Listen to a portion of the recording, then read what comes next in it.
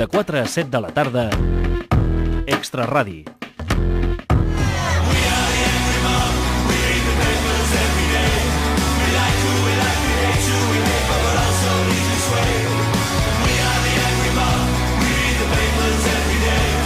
Ha arribat el moment de la resistència analògica. Resistència analògica. Resistència analògica.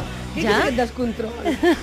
Resistència analògica, la secció de tots els dimarts, a càrrec de la Raquel Loscos, amb un efectista analògic, en Jordi Cortines, l'efectista oficial, que torna a intentar-ho avui amb la flauta, atenció, i amb una doble secció, podríem dir, dins de la secció, Raquel, que és que, clar, ets analògica, però també tenim una resistència analògica. Tenim una resistència analògica.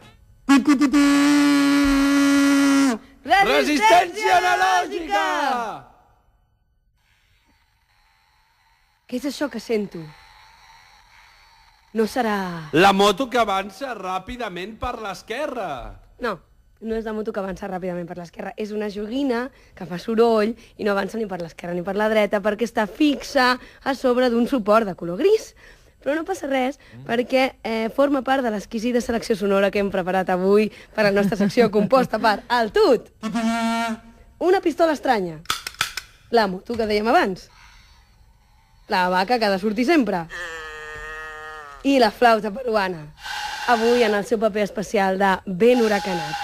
Molt bé, tot això per fer una secció amb el títol... La moto que avança ràpidament per l'esquerra. Que ho dic moltes vegades perquè us juro que aquesta vegada no tenia ni idea de què fer. I no sabia què fer fins que se m'ha acudit la cosa més analògica que un periodista pot fer. Treball de camp. Exacte. La moto... I fer un treball.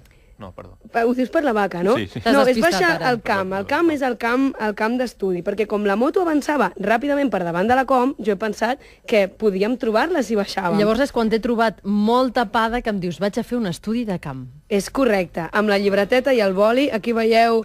Però no fa falta que ho veieu perquè us farem una dramatització en directe. Dramatització ficcional del treball de camp real.